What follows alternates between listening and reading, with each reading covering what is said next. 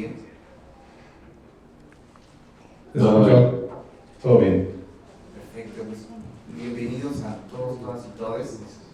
El diputado nos estará acompañando en unos minutos, pero mientras damos inicio, si les parece, a esta mesa de trabajo de la Comisión de Diversidad, con el objetivo de agregar consideraciones y de escuchar diferentes opiniones y posturas referentes a esta iniciativa de la diputada Reina Celeste Asensio, del Grupo Parlamentario de Morena. Bueno, tengo el agrado de informarle a todos y todas que nos está acompañando el doctor Felipe Gaitán Alcalá, profesor e investigador en la Universidad La Salle. Bienvenido, doctor, y le agradezco mucho su participación.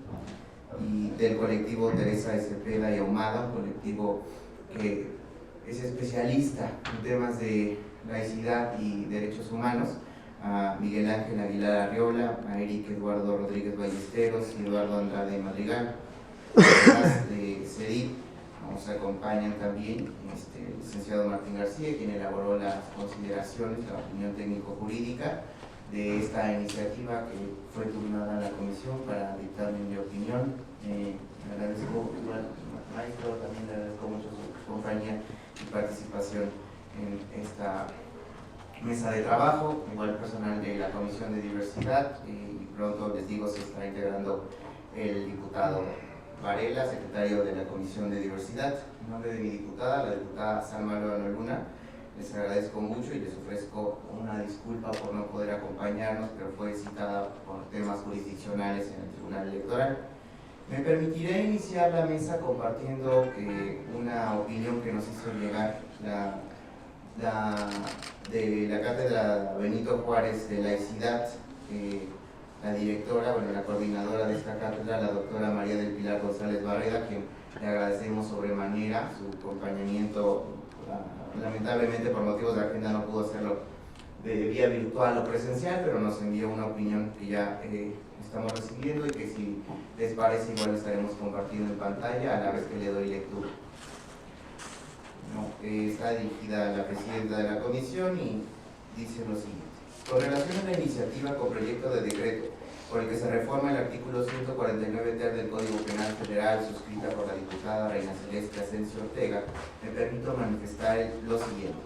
La libertad religiosa y el derecho a la no discriminación son derechos humanos protegidos constitucional y convencionalmente.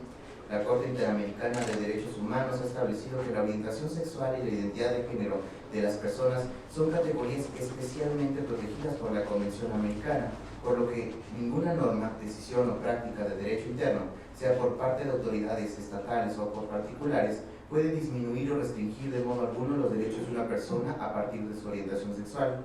Por su parte, la Comisión Interamericana de Derechos Humanos ha visibilizado la discriminación que sufren las personas LGBTI+, en el ejercicio del derecho de la libertad de religión y creencia debido a su orientación sexual o identidad de género, puntualizando que puede provenir de distintos actores, autoridades estatales, líderes religiosos, comunidades y familiares. Sin embargo, la iniciativa con proyecto de decreto mencionada es insuficiente por las siguientes razones.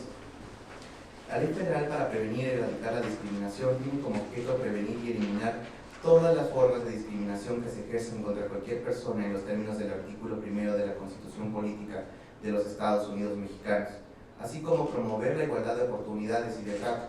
Además, como ha sostenido la Corte Interamericana, en sociedades democráticas debe existir coexistencia mutuamente pacífica entre lo secular y lo religioso, por lo que el rol de los estados y de esta Corte es reconocer la esfera en la cual cada uno de estos habita, y en ningún caso forzar a uno en la esfera del otro.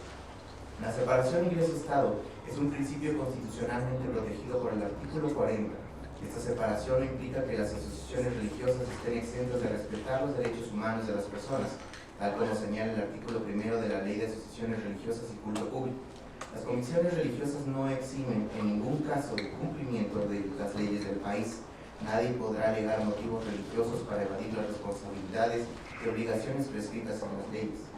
En la Ley de Asociaciones Religiosas y Culto Público se reconocen medidas para investigar y, en su caso, sancionar a quienes integran asociaciones, agrupaciones religiosas, iglesias y culto público que infrinjan dicha ley.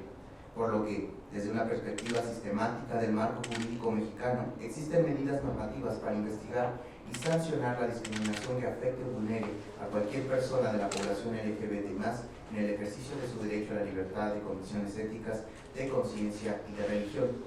Las autoridades estatales tienen el deber de intervenir ante cualquier tipo de violencia, ya que ningún representante de culto es inmune a las reglas previstas en un Estado laico.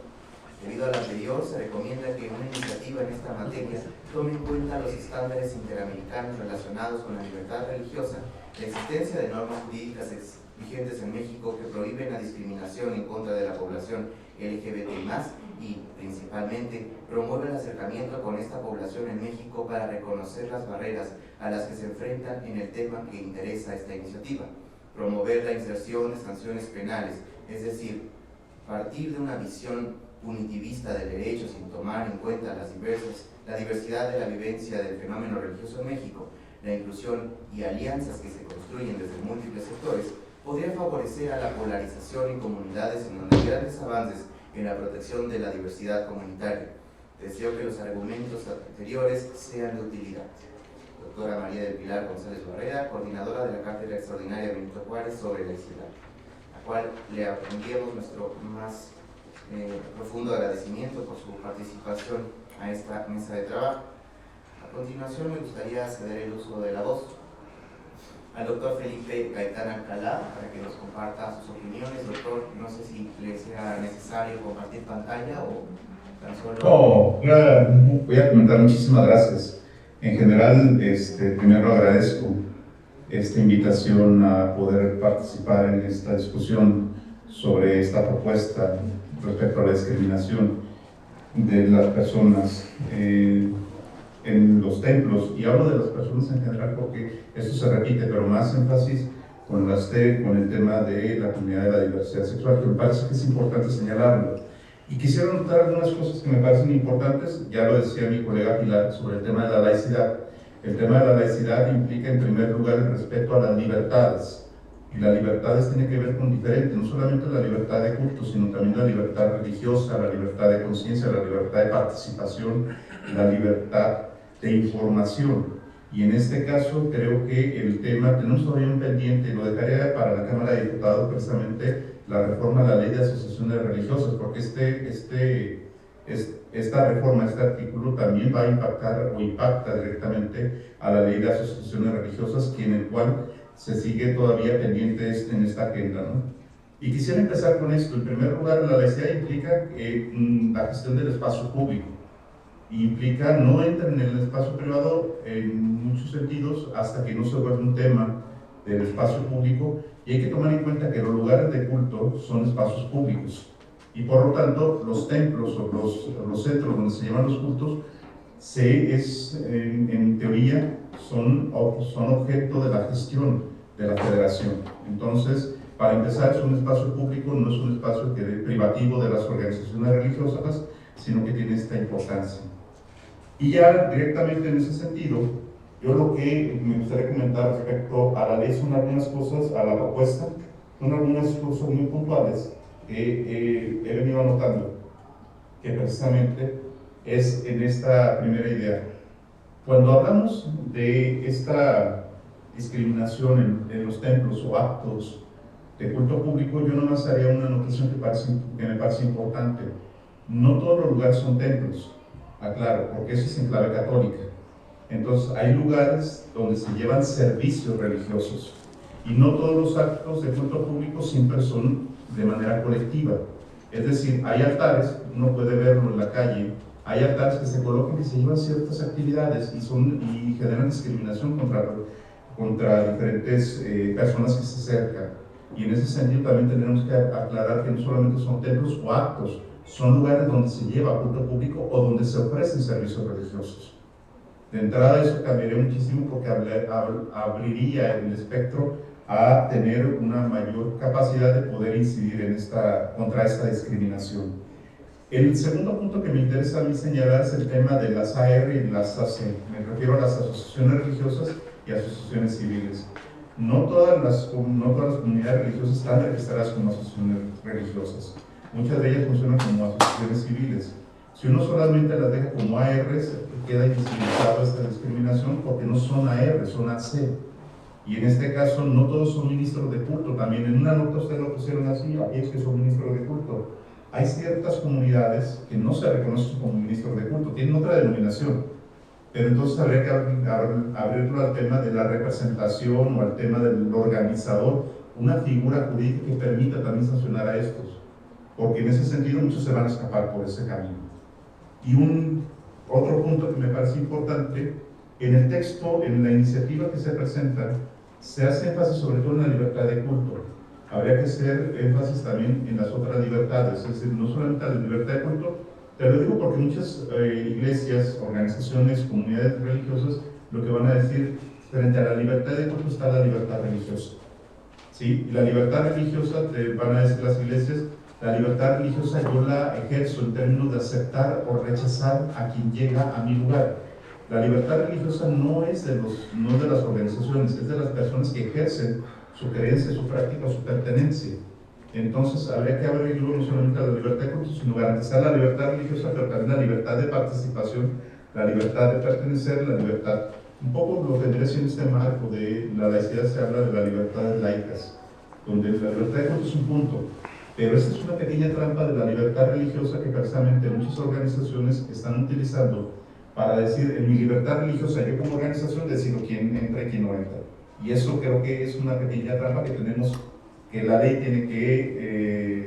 tiene que relevar para poder ser efectiva. Y nada más en esta parte, que también de los lugares, insisto en esta parte de los lugares porque me parece importante, no dejarla tanto en clave católica, abrir un poquito más en ese sentido. ¿Sí? Y ya para terminar, porque me gustaría también conocer lo que dicen mis otros colegas, precisamente para ir abonando esta discusión. En la ley hay algo que me parece que es importante, que es esta idea que ustedes llegan a presentar sobre, a ver, ¿dónde están? Bueno, en general, yo le cambiaría el tema, agregaría el concepto de comunidades religiosas. Porque hay una parte donde dicen templos, iglesias, pero comunidades religiosas abordas de todos los demás, estén o no estén registradas como ARs, incluso como AC, tendrían que tener esta obligación en ese sentido. Eso sería mi primer comentario y gracias por la invitación. Muchísimas gracias, doctor. Le agradecemos a usted su participación. Ahora me gustaría ceder la voz al colectivo Teresa Cepeda en el orden en que ustedes consideren pertinente para sus consideraciones. Por favor, si son tan amables. Sí, buenos días a todos, todas y todes. Mi nombre es Eduardo Andrade Madrigal, del colectivo Teresa Cepeda y Ahumada. Y hay los puntos que queremos abordar, ya los distribuimos entre mis compañeros, hermanos y yo. Y yo quisiera iniciar anunciando que, bueno, no somos, nuestra área no es el derecho, ¿verdad? Entonces nosotros, nuestra área es desde la reflexión teológica que hacemos como comunidades, un tanto cuanto disidentes de la estructura eclesial clásica, no así de la estructura eclesial actual. Pertenecemos a este colectivo que a su vez pertenece a otra, o es parte de otra red de colectivos y comunidades de personas LGBT católicas que nos dedicamos principalmente a eso, a la reflexión y promoción de la teología en clave de género, en clave de inclusión. Y nosotros, nuestra experiencia va en las comunidades, en estas comunidades que menciono, en donde realizamos algunas actividades, entre ellas a las llamadas misas de la inclusión, que son actos sagrados, actos litúrgicos realizados en templos, realizados, encabezados por el clero, pero organizado por nosotros, por los fieles laicos que no somos clérigos. Y que poco a poco hemos hecho un trabajo de acercamiento a la jerarquía para entablar diálogos en torno a la diversidad sexual. Hemos observado que dentro de la jerarquía católica, a causa de la misma cerrazón, pues hay muchas lagunas y mucha ignorancia respecto a los temas de género, en general, no solamente de diversidad sexual. Hablemos del tema de la mujer, bueno, está en pañales la iglesia en eso, a nivel jerarquía. Entonces, desde ahí es de donde nosotros hemos estado haciendo nuestro caminar, nuestro activismo. Y si bien ya existen sanciones, como lo hace o propone lo que se nos ha enviado, o directamente hacia los ministros de culto, como bien mencionaba el doctor, no solamente hay que hablar de ministros de culto, sino de otro tipo de representantes religiosos, no necesariamente ministros. Y dos preocupaciones que tenemos es que en las misas de la inclusión o en cualquier acto religioso que realizamos en lugares públicos, llegan a haber grupos que están en contra de nosotros a poder llegar a hacer acciones de agresión. Entonces nosotros a veces no sabemos qué hacer al respecto, nos sentimos vulnerados. Y dado que es un espacio público y también es un espacio religioso, pues no podemos seguir la liga de la violencia y responder con violencia. Pero cuando llegan violentos, pues no sabe uno qué postura tener, ¿no?, al respecto, ni qué ley o cuál es el procedimiento que se hace cuando llegan a incumplir nuestras acciones sagradas, ¿no? Por un lado. Y por otro lado, existen medios de comunicación, y los pongo muy entre comillas, que a veces también llegan a estas celebraciones o a estas acciones que realizamos, y aunque toman nota de lo que está sucediendo, después tergiversan la información para poder hacerla amarillista y poder sacar una nota que no tiene que ver nada con lo que nosotros estamos pretendiendo hacer. Entonces yo creo que desde ahí haría falta hacerlo, o son como las propuestas que nosotros vemos desde nuestra experiencia como colectivos LGBT católicos. Y justo en el mismo tenor, porque yo veo Miguel Ángel de la Rivera, también pertenece al colectivo Teresa, y por eso justo es que, como bien recuerda la doctora Pilar en este artículo primero de ley de asociaciones religiosas, pues las AR no pueden hacer lo que quieran, ¿no? No se puede sentir impune, se tiene que intervenir cuando exista violación de derechos humanos. Pero lo que vemos tanto en este artículo, la problemática que vemos en este artículo que se quiere reformar, pues es que desde su redacción original hay como se especifican directamente derechos laborales, educativos, de servicios públicos, pero también se deja de lado otro tipo de derechos, ¿no? No nada más a la cuestión religiosa, que es lo que nos atañe, sino también, por ejemplo, cuestiones de derechos por ejemplo, de estar en recreativos, otro tipo de derechos, ¿no? Entonces, más bien sería como apuntar a algo que hablara directamente sobre la protección de todos estos derechos en todos los lugares que se pudieran pues, respetar.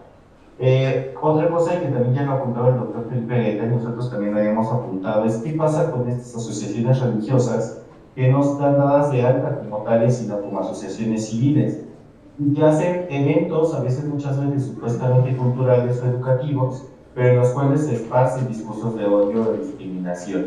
¿Qué pasa en estos eventos? ¿Qué podemos hacer? Porque al final terminan siendo también con un discurso religioso, pero si nos vamos directamente a esta problemática que nos dice esta reforma, pues tampoco se escaparían por este lado, ¿no? O sea, pueden utilizar un centro cultural, pueden utilizar otras cosas, pero seguirían discriminando a las personas de la diversidad sexual. Y yo creo que sí, que justamente no existen leyes que previenen la discriminación y los discursos de odio, pero lo que necesitamos es que se garantice la justicia, porque también hay que ser más amplios.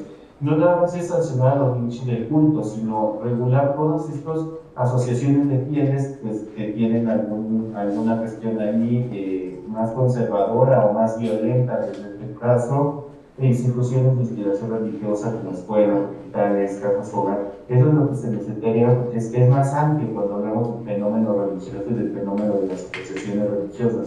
Las instituciones religiosas tienen a su cargo otro tipo de instituciones que también deberíamos ver desde ahí qué es lo que podría pasar. Y volvemos a insistir, ¿no? ¿Qué pasa con otras instituciones religiosas que no están dadas de acá como R, sino como AC?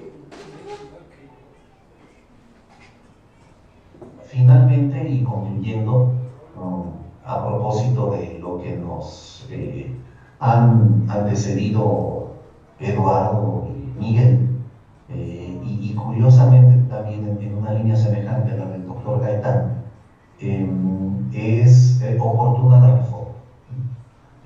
Hay algunos templos, especialmente en ranchos, en comunidades indígenas. Aquí en Michoacán sucede, es más, la diputada Celeste es testiga de que sucede en la comunidad purépecha, de ella forma parte. Es oportuno el intervenir a los templos y a los ministros con excesivas muestras de discriminación, pero hay que ampliar. Realmente donde está sufriendo la ciudadanía, apreciable, distinguida comisión, es en lugares que no son ni los templos y es con personas que no son los ministros.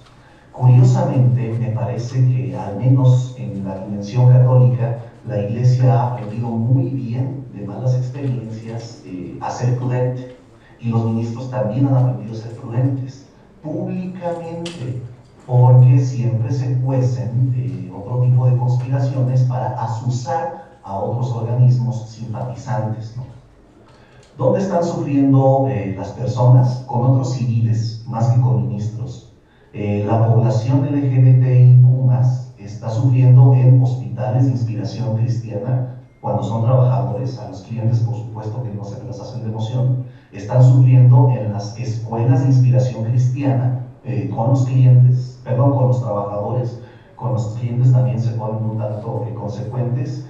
Anexos, centros de rehabilitación, albergues, casas de migrantes, que son de inspiración cristiana. Es allí donde de veras están sufriendo los ciudadanos, las personas, y a manos de otros civiles, no de ministros. Entonces, urge concentrarse no solo en las asociaciones religiosas que estamos construyendo, repito, sino en todo tipo, como decía el doctor Gaitán, de comunidades y organizaciones de inspiración religiosa. Más aún, asociaciones civiles de simpatía religiosa, y puntualmente obras sociales de inspiración religiosa. Repito, escuelas, hospitales, albergues, centros de rehabilitación, que es donde realmente están sucediendo las cosas, y medios de comunicación de inspiración religiosa. ¿Qué debería de incluir este proyecto, y que no está, además de su carácter punitivo, debería de incluir la sensibilización en materia de derechos humanos y de diversidad? Si por su convicción religiosa se resisten a la teoría de género, a la diversidad, que sean sensibilizados, y que incluyan a la academia y a las organizaciones, como nos han incluido ahora, para seguir discerniendo los elementos que puedan enriquecer y realmente impactar. Repito, porque prudentes son en la gran mayoría de los casos. Me parece que la línea de acción frontal está más en otros lugares donde somos azuzados civiles, que realmente, perdón, que únicamente templos y ministros. Es cuanto. Muchísimas gracias a Miguel, a Eric, a Eduardo por sus consideraciones acerca de esta iniciativa. Y a continuación me gustaría ceder el uso de la voz a nuestros compañeros que nos hacen favor de estar aquí de CEDIC, licenciado Martín, maestro Susana, no sé quién gusta hacer uso de la palabra. Hola, buen día. ¿Sí me escuchan ahí del Zoom? Ok, buen día. Parece que tiene apagado el micrófono. En primer término, quiero agradecer la invitación que nos hace la diputada Salma Luébano, presidenta de esta comisión. También agradecer al maestro Eric por su amable invitación para platicar sobre esta iniciativa. Como bien saben, el artículo 49 de la Ley Orgánica del Congreso General de los Estados Unidos Mexicanos contempla la creación de centros de estudio, que son órganos técnicos de apoyo para el trabajo de las y los diputados. En ese sentido, y con base en nuestro estatuto, tenemos la obligación de prestar objetivamente, imparcialmente y oportunamente los servicios que nos soliciten los legisladores.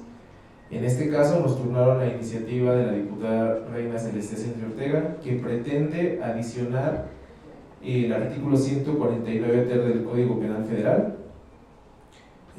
particularmente adiciona la fracción cuarta y adiciona el párrafo segundo de esta porción normativa. Como se los comento, nosotros basamos nuestros estudios en diferentes métodos científicos. Para este caso particular, abordamos dos premisas.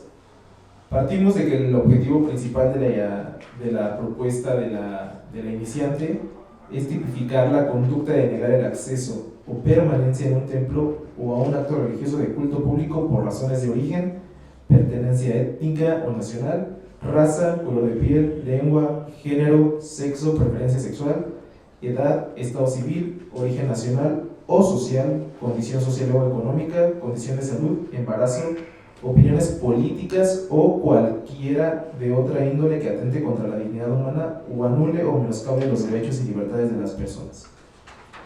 Además, establece un agravante cuando estas conductas sean realizadas por un ministro de culto. Tomando como base esto, partimos de dos premisas. La primera, es si la conducta podría ya estar regulada en nuestro sistema normativo nacional vigente. Y la segunda, si se justifica de manera reforzada en la argumentación de la diputada iniciante que se acude a esta última herramienta que se tiene del Estado para regular una conducta, que es la penal. En ese sentido, revisamos el marco jurídico vigente y encontramos que en la ley federal para prevenir y eliminar la discriminación, particularmente en el artículo 4, ya se prohíbe toda práctica discriminatoria que tenga por objeto o efecto impedir o anular el reconocimiento o ejercicio de los derechos y la igualdad real de oportunidades en términos del artículo 1 constitucional y el artículo 1, párrafo 2, fracción 3 de ese ordenamiento jurídico. Bien, en ese sentido también observamos que el capítulo 6 de esta ley ya establece un sistema de sanciones administrativas e incluso prevé la reparación del daño para este tipo de conductas, las cuales son implementadas por el Consejo que se prevé en esta ley. Bien, también no observamos en la iniciativa una argumentación reforzada, toda vez que se está acudiendo a la última ratio del Estado, que es el derecho penal. En ese sentido, la Suprema Corte de Justicia ha establecido que cuando se restringe algún derecho mediante alguna modificación legislativa, se tiene que hacer una argumentación reforzada. Y bien, ¿cómo define la Corte la argumentación reforzada? La define de la siguiente manera: los tribunales constitucionales están llamados a revisar la motivación de ciertos actos y normas provenientes de los poderes legislativos. Dicha motivación puede ser de dos tipos: reforzada y ordinaria. La reforzada es una exigencia que se actualiza cuando se emiten ciertos actos o normas en los que puede llegarse a afectar algún derecho fundamental u otro bien relevante desde el punto de vista constitucional, y precisamente por el tipo de valor que queda en juego. Es indispensable que el ente que emite el acto o la norma razone su necesidad en la consecución de los fines constitucionalmente legítimos, ponderando específicamente las circunstancias concretas del caso. En ese sentido, pues podemos considerar que si bien la medida que se pretende mediante esta iniciativa pudiera contribuir a evitar las conductas manifestadas por la iniciante, se pudiera considerar un poco excesiva, toda vez que pues hay una pena corpórea la que se prevé y podríamos no observar una motivación reforzada para establecer esta sanción, toda vez que ya hay mecanismos en los cuales se puede sancionar administrativamente este tipo de conductas. Finalmente, también quiero agradecer la presencia del maestro Stalin, quien es un experto en el tema, y me gustaría que también hiciera algunas consideraciones sobre esta iniciativa. Muchas gracias.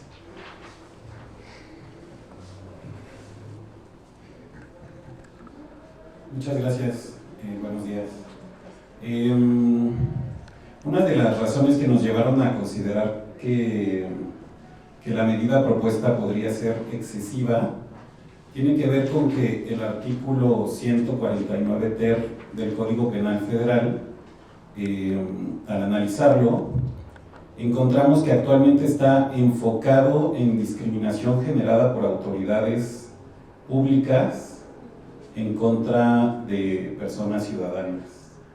En este sentido estamos de acuerdo en que la discriminación por parte de una autoridad pública es especialmente grave y probablemente, dependiendo de nuestra postura jurídica, ameritaría un castigo de tipo penal.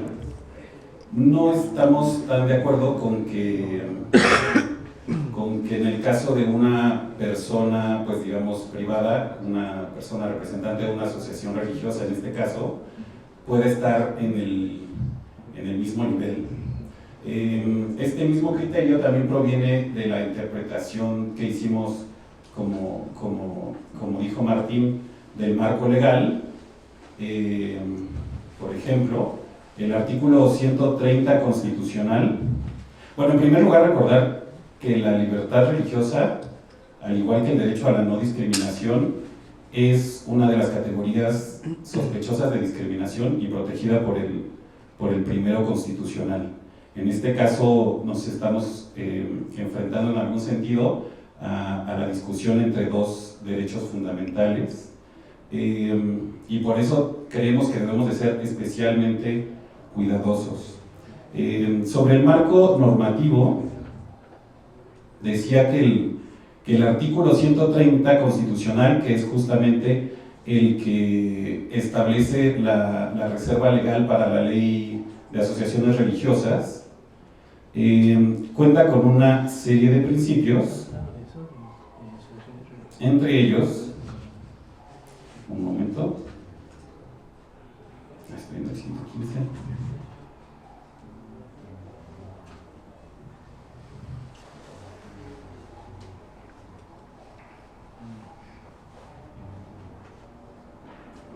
Listo. Dice el artículo 130, el principio histórico de la separación del Estado y las iglesias orienta las normas contenidas en el presente artículo.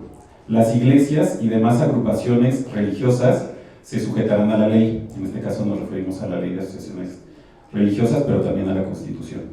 Corresponde exclusivamente al Congreso de la Unión legislar en materia de culto público y de iglesias y agrupaciones religiosas. La ley reglamentaria respectiva, que será de orden público, desarrollará y concretará las disposiciones siguientes, y enumera 5 disposiciones. Nos llaman especialmente la atención la disposición del inciso B, en el que se menciona: las autoridades no intervendrán en la vida interna de las asociaciones religiosas.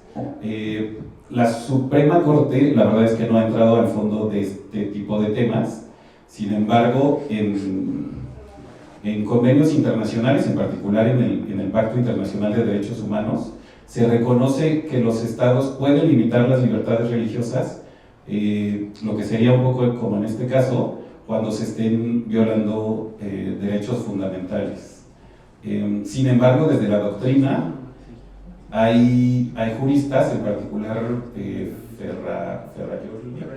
Ferrajoli, que ha sostenido que la libertad religiosa es un principio tan fundamental de la democracia que no debería de aceptar ninguna limitación. Los que somos muy partidarios, pues como es Ferrajoli, del multiculturalismo, pues estamos un poco de acuerdo en que la libertad religiosa es una libertad fundamental y que si se va a regular, como permiten los convenios internacionales, se tiene que hacer con sumo cuidado. Insisto que la Suprema Corte no ha entrado mucho al fondo de esto, pero en particular me llamó la atención el amparo 1041/2019, que es un caso de una comunidad una comunidad indígena de Jalisco que expulsó a personas de su comunidad por considerar que no compartían su religión. El tema de este amparo es es cercano al que estamos analizando, sobre todo porque nos lleva a preguntar si las iglesias tienen o no derecho a discriminar en ciertos casos muy específicos. Un poco la respuesta de la Corte es que evidentemente no tienen ese derecho, pero que en el caso específico de esta comunidad indígena, como sus valores culturales están muy arraigados a su religión y su esencia como comunidad, el hecho de que estas personas hubieran abandonado la religión tradicional y hubieran adoptado, se convirtieron a ser testigos de Jehová, justificaba que ya no fueran considerados como parte de la comunidad, aunque también obligaba a la comunidad a reparar los daños causados. Pues en conclusión, eso, ¿no? Creo que deberíamos ir con mucho cuidado y especialmente considerar si el hecho de penalizar este delito va en verdad a llevarnos a evitar la discriminación. Yo la verdad creo que el lugar donde debería de estar este tipo de disposiciones es más en la ley de asociaciones religiosas. Probablemente en la ley de discriminación también se podría hacer alguna modificación, pero en el Código Penal pues sí encontramos un poco excesivo la propuesta. Ya solo por concluir, quisiera precisar que todas las opiniones que hacemos nosotros es sin hacer juicios de valor, toda vez que ya esta labor le corresponde a las y los legisladores. Nuestras opiniones son emitidas en estricto derecho y si finalmente cerramos, como lo menciona el maestro Estadía, se tendría que hacer un test de proporcionalidad para ver qué derecho es el que tiene mayor peso, ¿no? Muchísimas gracias. Muchísimas gracias, les agradezco a ambos en nombre de la diputada presidenta de la comisión, ya que las consideraciones que nos virtieron en la opinión técnico-jurídica del Centro de Estudios fue de sobremanera relevante para convocar a esta mesa de trabajo en aras de entender el sentido en el cual se ha emitido el dictamen de opinión, sobre todo por las consideraciones pertinentes a si estaba justificada la sanción última en el Código Penal Federal, ¿no? que lo regula con 1 a 3 años de cárcel, ¿no? Entonces, esto en el entendido igual de que hay derechos en conflicto. Quisiera consultar, ¿no? Antes de volver con las participaciones y para ahondar en la discusión, si alguno de los presentes igual quisiera hacer alguna anotación a esto en primer lugar, o si volvemos con una segunda ronda.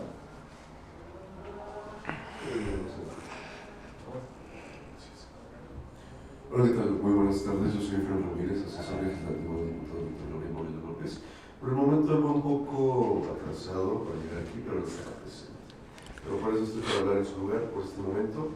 Les tomaré la palabra para finalizar y dar un pequeño prefacio en el deficitario de que tiene la diversidad y comenzar diciendo que el artículo 24 de la Constitución Política de los Estados Unidos Mexicanos es muy clara en cuanto a los derechos de la comunidad, de la libertad al culto, y haciendo, no daré lectura a ello, pero hay una parte donde dice la práctica como tal, y entonces dando vocación a esto, se le está negando la práctica del culto a las personas de la diversidad. En este caso vulnera la esfera jurídica de estas personas de la diversidad. Yo sí me tomaría la palabra de decir que podría entrar en una categoría sospechosa, como bien lo dice. Esto dado que vulnera el artículo 1 constitucional, dado que no se respetan los derechos humanos de estas personas que forman parte de la diversidad. Asimismo, las comunidades religiosas, es cierto que bien tienen moral y tienen sus dogmas mismas que no respetan porque ellos hablan del amor a la hermandad, pero creo que si es así debería ser para todas las personas sin importar la distinción, la pluriculturalidad y sin más pues su identidad de género. Creo que esa es la parte más importante. Y habría que respetar mucho la supremacía constitucional. Sí, el Estado es laico, pero al final forma parte de un Estado donde ellos tienen una función social y deben de respetar al final atañirse a los derechos humanos que forman parte de nuestra Constitución. Pues para finalizar, sí me gustaría hacer hincapié en que tal vez sí estamos siendo un poco, como lo dijeron anteriormente los compañeros, estamos siendo un poco extremistas al llevarnos al Código Penal. Bien dicen, hay que hacer y analizar un test de proporcionalidad y de racionalidad para ver si efectivamente es necesario tomar estas acciones contra contra estas comunidades religiosas, sobre todo contra los que imparten y forman parte de estas comunidades. Sería cuanto. Muchas gracias. Muchísimas gracias, Efraín. Doctor, no sé si quisiera hacer algunas consideraciones adicionales para complementar lo que ya hemos escuchado por parte de las demás personas en esta mesa de trabajo. Sí, muchas gracias. Yo quisiera hacer algunas consideraciones muy puntuales. Una que tiene que ver, si bien es con esta referencia a la modificación del Código Penal de este artículo, tendría que revisarse también la ley de asociaciones religiosas, lo comentaban los colegas, que precisamente no tiene dientes. Es lo que siempre hemos estado criticando, que no hay dientes en términos figurativos, no hay mecanismos para la sanción efectiva de esto. Y de ahí que, bueno, esta reforma intente como poner este punto final para poder obligar finalmente a que se respeten las libertades y los derechos de las personas que deciden practicar y creer y pertenecer a una religión, ¿sí? Entonces, la reforma yo la veo bien, siempre y cuando también se coloque sobre el tema la reforma a los otros ámbitos, precisamente haciendo un cambio en ese sentido. Y Eduardo, del colectivo Teresa, lo decía muy claramente, no basta solamente con sancionar, sino también prevenir, porque tiene que ver con una parte de la cultura política en la que estamos inmersos. Entonces, solamente anotar dos cosas. En el tema de las sanciones, lo que vemos es que, primero, las AR sí son importantes, pero también hay AC que hacen este tipo de prácticas, y muchas de ellas no necesariamente convocan a culto público, sino convocan actividades culturales. Y esas actividades culturales a veces se genera una discriminación o perpetran una discriminación mayor que en el acto de culto público. ¿Cómo se podría regular, cómo se podría visibilizar eso? Sería una pregunta. Y la otra que también tiene que ver con algunos otros aspectos que, por ejemplo, en ciertas comunidades originarias se generan una serie de rituales mágicos, espirituales, lo que ustedes quieren, también se genera una discriminación. ¿Se considera que es una iglesia? No. ¿Se considera otro tipo de elementos que pueden estar sobre la mesa? Por supuesto. Porque no necesariamente el fenómeno religioso y del culto está tan claro, porque se traspasa de un lado a otro. El culto litúrgico en el catolicismo está muy claro, con las iglesias evangélicas está muy claro, pero cuando son actividades culturales con aspectos religiosos, allí no está tan claro el asunto. Y solamente señalaría algo que sí me parece que es importante, que es precisamente en una de las propuestas de la iniciativa, en la propuesta de la iniciativa, en el artículo 149, tercero, que ustedes lo señalen, que dice se debe de poner una multa por razones, aquel que discrimina por razones de origen, de pertenencia étnica, nacional, raza, color de piel, lengua, género, todos esos. Me parece que faltó ahí la parte religiosa, porque muchos pertenecen y son discriminados por ser diferentes, pero pertenecer a la propia comunidad. Y no solamente dentro de la propia comunidad, sino al pertenecer a una comunidad y otra comunidad lo discrimina por pertenecer a ella. Entonces también hay una discriminación por razones religiosas, no solamente por razones de lengua, género, sexo y demás, ¿sí? Y esto lo hemos vivido mucho, lo hemos visto muchísimo cuando se dan estas relaciones, estos encuentros ecuménicos, que dicen que no, pero al final de cuentas sí hay una discriminación. Y bueno, nada más volver al tema, en este ámbito el Estado mexicano sigue siendo laico, aunque no se ha definido muy bien por dónde vamos en esa laicidad, pero el Estado mexicano sigue siendo laico y tiene que garantizar el ejercicio de todas las libertades. Y creo que este primer paso, esta primera apunte que están haciendo ustedes en la Comisión de Justicia es precisamente para poder redefinir el tema de la laicidad del Estado mexicano, que no está del todo claro. Se reformó el 24, se reformó el 40, pero aún así quedó pendiente definir al menos por dónde vamos a caminar. Sería todo de mi parte. Muchísimas gracias, doctor. Del colectivo Teresa, Miguel, Eric, Eduardo, ¿alguno quisiera hacer alguna consideración o tome la palabra? Sí, gracias, doctor.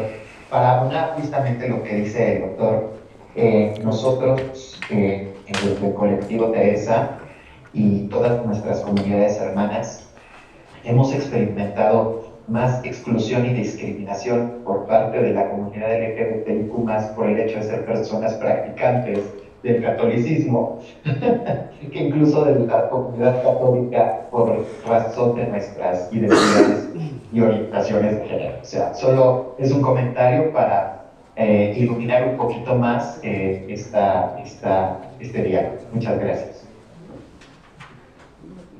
Muchísimas gracias. Perdón. Adelante, Justo, gracias. Y justo creo que vamos a ir abonando también por ahí.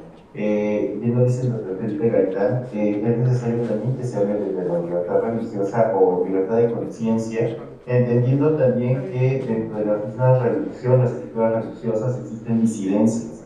Entonces, desde ahí, que justo es lo que hablaba Eduardo, perdón, justo, o sea, ¿cómo entramos? ¿No? O sea, son católicos contra católicos, por ejemplo, en esta cuestión, sí, de que van entrando en una misa donde hay personas de la diversidad y llegan otros conservadores y atacan, ¿no? Pero al final no nada más está esta cuestión de las identidades o las orientaciones, sino también tiene que ver con ciertas ideologías y con otro tipo de prácticas, aunque sean dentro de la misma religión. Creo que sí, esta reforma tendría que ser más amplia. Por otro caso, y regresando al punto de las asociaciones religiosas, que también son asociaciones civiles, vemos también algunas asociaciones, ¿no?, que conglomeran otras asociaciones religiosas que se llaman asociaciones interreligiosas o coaliciones interreligiosas, que aunque trabajan como ACE, empiezan también a hacer estos elementos como marchas pro familia, marchas pro vida, que dejan de lado o están en contra de los derechos, sobre todo de las mujeres y de las diversidades sexuales. Entonces creo que también, más bien el artículo tendría que abordar también desde allí, o sea, se tendría que checar no tanto la cuestión desde las AR, sino también de estas asociaciones religiosas que aunque no pertenecen exactamente a un culto, sí conglomeran a todas estas ARs que incluso, por ejemplo, se estaban diciendo el año pasado con mucho bombo y platillo que ellos habían parado la despenalización del aborto en Baja California, ¿no? Entonces, eso tendríamos también que poner la atención ahí, porque ellos no se manejan como ARs, esta división, son ACES, entonces, más bien se tendría que ser un poco más amplio de este tema.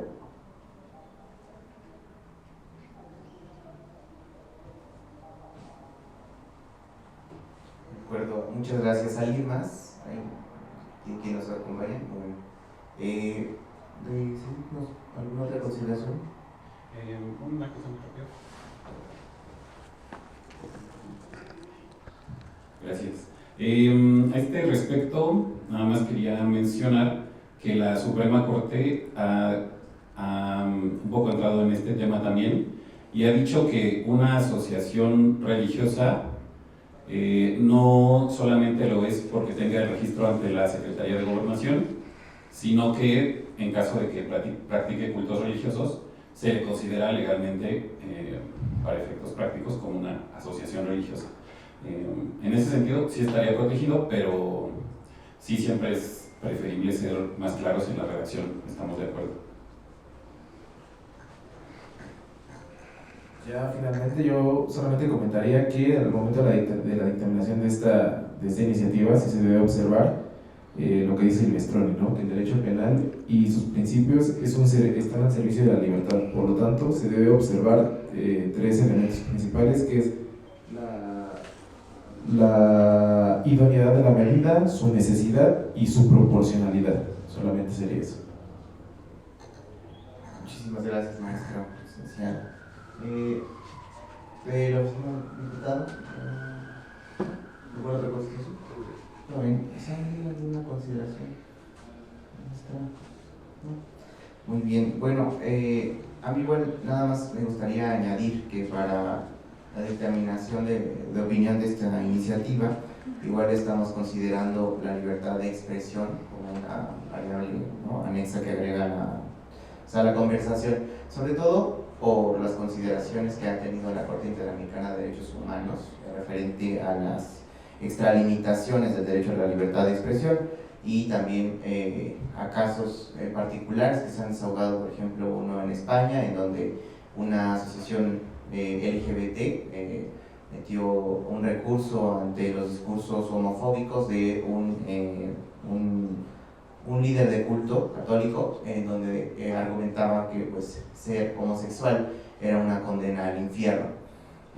Para resumir el caso, esto escaló hasta el máximo tribunal europeo, en donde las consideraciones fueron que no había un llamamiento al odio, a la violencia, en tanto que el discurso era meramente en términos religiosos, ¿no? Y que al ser esto unas consideraciones religiosas, bueno, sobre discusión sobre si existe el cielo, el infierno, demás temas teológicos, no había una extralimitación, por ejemplo, en este sentido, a la libertad de expresión.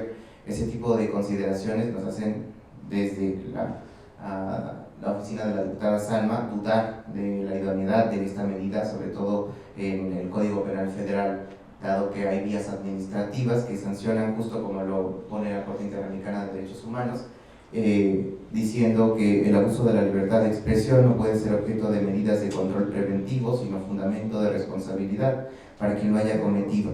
Aún en este caso, para que tal responsabilidad pueda establecerse válidamente según la Convención, es preciso que se reúnan varios requisitos, y ahí están dentro de estos la legitimidad de los fines perseguidos, la definición expresa y taxativa de las causales por la ley, que yo creo que aquí hay un poco de ambigüedad, como lo hemos abordado en esta mesa de trabajo, que esas causales de responsabilidad sean necesarias para asegurar los mencionados fines, que justamente entraría dentro de la argumentación que requiere la Corte por el tipo penal, cosa que a consideración de demás elementos que nos pudiera agregar la diputada proponente, hasta el momento no son visibles, y la existencia de causales de responsabilidad previamente establecidas.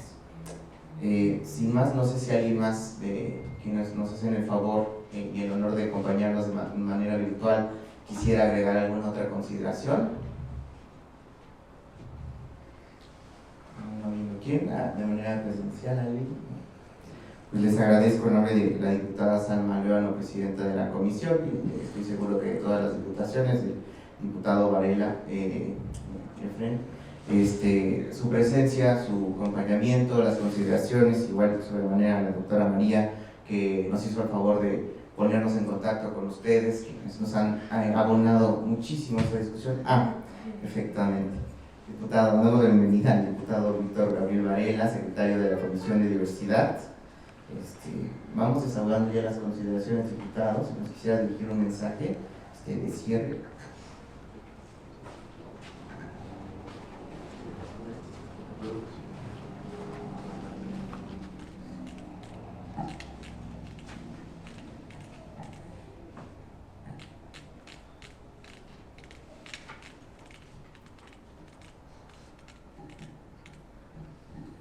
Bueno, pues agradecer la presencia de quienes nos acompañan y pedirle a la comunidad que sigamos luchando por la defensa de todos sus derechos, y que cuando se den resolutivos como el que nos ocupa, se tenga que dar explicaciones y dar exactamente la razón por la que se dictamina en tal o cual sentido.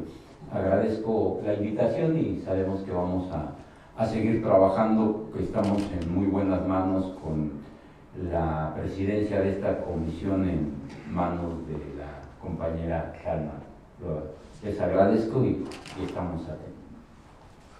Muchísimas gracias a todos los participantes de esta mesa de trabajo, desde el Instituto de Investigaciones Jurídicas, desde la Salle, desde el colectivo, desde el CEDIP, que también nos acompañan, y los miembros de la comisión. Les agradezco mucho en nombre de la diputada presidenta Salma Luna. Les deseo un excelente día. Muchas gracias. Quedamos en contacto, si les parece bien, por correo, por WhatsApp, para enviarles el reconocimiento por esta participación. Muchas gracias.